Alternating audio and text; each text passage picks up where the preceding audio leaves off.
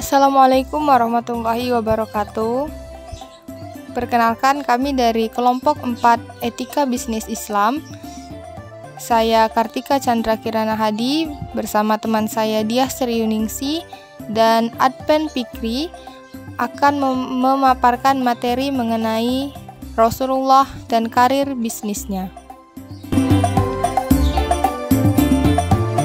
Saya Kartika Chandra Kirana Hadi akan menjelaskan materi mengenai kelahiran Rasulullah SAW. Nabi Muhammad lahir pada hari Senin 12 Rabiul Awal tahun Gajah atau bertepatan dengan 20 April 571 Masehi. Dikatakan tahun Gajah karena pada tahun itu pasukan Abrahah datang dengan menunggangi gajah untuk menghancurkan Ka'bah. Ayah Nabi Muhammad bernama Abdullah bin Abdul Muthalib yang merupakan anak kesayangan dari Abdul Muthalib yang berasal dari suku Quraisy, di mana suku Quraisy ini sudah turun-temurun menjadi penjaga Ka'bah. Ibu Nabi Muhammad bernama Aminah binti Wahab bin Abdul Manaf. Nabi Muhammad lahir dalam keadaan yatim dikarenakan ayahnya Abdullah meninggal 3 bulan setelah dia menikahi Aminah. Nabi Muhammad lahir di kediaman kakeknya di Mekah, di rumah Abdul Muthalib dengan dibidani oleh Asy-Syifa, yaitu ibu dari Abdurrahman bin Auf. Ibu susuan Nabi Muhammad bernama Halimah binti Abi Zu'aib. Sebagaimana kebiasaan masyarakat Arab pada waktu itu, di mana bayi yang lahir, maka akan dicarikan seorang ibu susuan baginya. Hal ini bertujuan agar anak tersebut terhindar dari penyakit yang sedang mewabah pada waktu itu, agar otot-ototnya bertambah kuat, serta ibu susuannya dapat mengajarkan bahasa Arab. Pada awalnya, Halimah ini merasa enggan untuk membawa Nabi Muhammad, dikarenakan Nabi Muhammad adalah seorang anak yatim yang ditakutkan dia tidak akan mendapat bayaran yang cukup. Namun, karena tidak ada lagi bayi yang dapat disusuinya, maka akhirnya dengan terpaksa dia pun membawa Nabi Muhammad. Ketika berumur 6 tahun, Nabi Muhammad ikut ibunya pergi berziarah ke makam sang ayah. Namun ketika hendak pulang ke Mekah, tiba-tiba di tengah perjalanan, sang ibu sakit, kemudian wafat dan dikuburkan di Abwa. Setelah ibunya wafat, Nabi Muhammad diasuh oleh sang kakek yaitu Abdul Muthalib. Namun setelah 2 tahun, kakeknya pun meninggal dunia, dan Rasulullah pun diasuh oleh pamannya yaitu Abu Thalib. Pamannya inilah nanti yang akan mengenalkan dunia perdagangan kepada Nabi Muhammad. Itu saja dari saya, terima kasih. Wassalamualaikum warahmatullahi wabarakatuh. Assalamualaikum warahmatullahi wabarakatuh. Baiklah, saya Diah Seriuningsi akan melanjutkan materi yang selanjutnya, yaitu tentang B. Perjalanan dagang Rasulullah SAW. Pada awal remaja, Rasulullah tidak mempunyai pekerjaan tetap. Hanya saja, beberapa riwayat menyebutkan beliau biasa mengembala kambing di kalangan Bani Sya'ad dan juga di Mekah dengan imbalan uang beberapa dinar. Pekerjaan mengembala kambing ini membuahkan didikan yang amat baik pada diri Nabi. Karena pekerjaan ini memerlukan keuletan, kesabaran, dan ketenangan serta keterampilan dan tindakan. Mengembala kambing menjadi modal awal Nabi Muhammad dalam melatih diri untuk belajar bagaimana caranya mengatur, menjaga, dan mengembangbiakan kambing, sehingga akan tertanam jiwa manajemen. Nabi Muhammad mengenal perdagangan di usia 12 tahun atau diistilahkan dengan magang internship. Usia 17 tahun beliau sudah membuka usaha sendiri. Waktu itu pamannya menganjurkan untuk berdagang agar dapat mengurangi beban keluarga. Diistilahkan dengan business manager. Ketika penduduk Mekah mempercayakan pengelolaan perdagangan mereka kepada Nabi Muhammad, beliau menjadi investment manager. Dan saat beliau menikah dengan Khadijah, beliau menjadi business owner. Dan ketika usianya menginjak usia 30 tahunan, beliau menjadi investor. dan mulai memiliki banyak waktu untuk memikirkan kondisi masyarakat. Status beliau telah mencapai kebebasan uang atau financial freedom. Dan waktu Nabi Muhammad SAW masa mudanya berjulukan Al-Amin karena memiliki kredibilitas tinggi dalam dunia entrepreneur. Kepercayaan adalah modal yang paling besar. Itu saja dari saya akhiri. Wassalamualaikum warahmatullahi wabarakatuh. Assalamualaikum warahmatullahi wabarakatuh. Baik, saya Arifin Fikri ingin melanjutkan pembahas yang selanjutnya, yang bagian C, yaitu bisnis setelah kerasulan. Saat Nabi Muhammad menjadi rasul, kegiatan berbisnis beliau menjadi kurang. Ini dikarenakan beliau mulai menyiarkan agama Islam kepada masyarakat Mekah.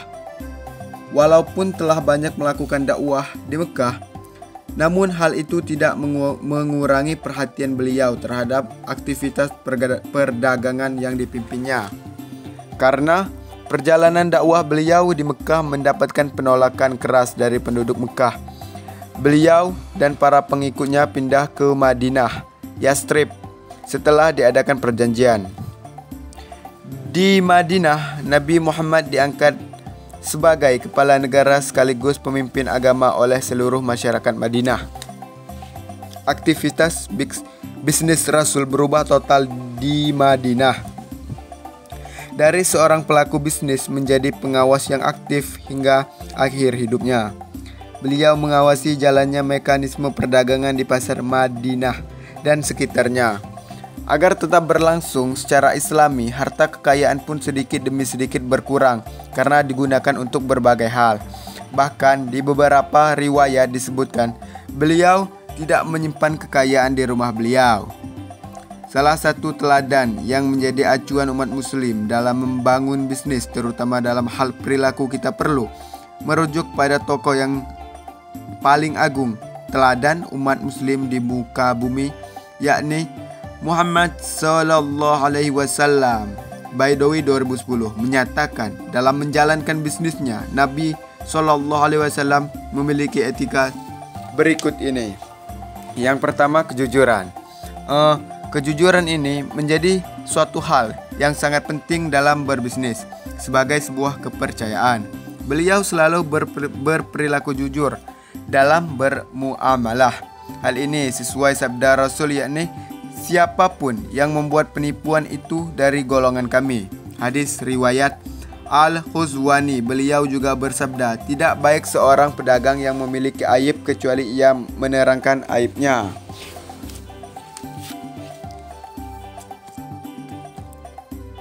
Dua, tolong menolong ataupun memberikan kebermanfaatan terhadap orang lain. Pelaku usaha sudah seharusnya tidak hanya memikirkan keuntungan semata, namun harus memiliki perilaku yang ta'awun atau tolong menolong dalam hal kebaikan, terutama dalam usaha. Ketiga, dilarang gharar, baik takaran, ukuran maupun penimbangan harus sesuai. Dalam berbisnis, penimbangan yang sesuai adanya dan tepat wajibnya diutamakan. Sebagaimana firman Allah, celakalah untuk orang yang tidak jujur, yakni orang yang jika menerima takaran dari yang lain, mereka meminta dicukupi, dan jika mereka membuat takaran atau penimbangan sesuai bagi yang lain, mereka mengurangi. Quran Surah Al-Mutaffifin ayat 123. 4. Dilarang mengejek usaha lain supaya membeli terhadapnya. Rasulullah Shallallahu Alaihi Wasallam bersabda, janganlah seorang di antara kalian menjual memiliki tujuan dalam menjelekkan apa yang dijual yang lainnya. Hadis riwayat muttafaq alaih. Yang kelima, dilarang menumpuk-numpuk harta, melakukan menumpuk-numpuk atau menimbun harta. Pada masa tertentu tertentu yang memiliki tujuan supaya harganya meningkat, kemudian dapat keuntungan besar yang didapatkan. Dalam kegiatan ini Nabi sangat tidak membolehkan etika bisnis seperti ini. 6. Dilarang monopoli menguasai suatu hak milik untuk memperoleh keuntungan. Ini merupakan sifat buruk dari kapitalis. Hal ini sangat tidak diperbolehkan oleh Islam. 7. Komoditas yang diperdagangkan harus halal dan suci, bukan barang-barang yang terlarang. Sesuai sabda Rasulullah SAW, sesungguhnya Allah melarang bentuk usaha miras, bangkai, babi maupun patung. Hadis riwayat Jabir. 8. Kegiatan usaha yang dilakukan harus terhindar dari riba. Sebagai firman Allah, hai orang-orang yang beriman, maka lupakan sisa-sisa riba bila kamu beriman. Sebab itu Allah dan Rasul mengabarkan perang pada riba. 9. Dalam suatu usaha dilakukan dengan dasar saling ridho tanpa dipaksa. Sesuai firman Allah, hai orang yang beriman, tidak boleh kamu saling memakan harta sesama melalui jalan yang batil, kecuali melalui cara usaha yang saling suka di antara kamu. Dan yang 10, membayarkan gaji sebelum kering keringat karyawan. Nabi Muhammad SAW bersabda, berikanlah upah pada karyawan sebelum ia kering keringatnya. Hadis ini menjelaskan bahwasanya dilarang menunda-nunda upah pegawai. Pembayaran upah mesti sesuai pada kerja yang dilaksanakan.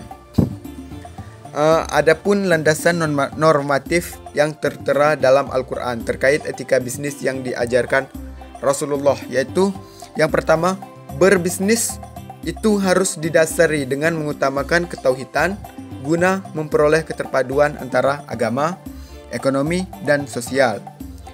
Hal ini bertujuan agar pelaku bisnis menghindari sikap buruk dalam menjalankan kegiatan bisnis seperti adanya diskriminasi. Al-Hujurat ayat 13. Terlalu fokus pada keuntungan dari kehidupan dunia sehingga melupakannya. Al-An'am ayat 163. Dan melakukan penimbunan barang. Al-Kahfi ayat 46.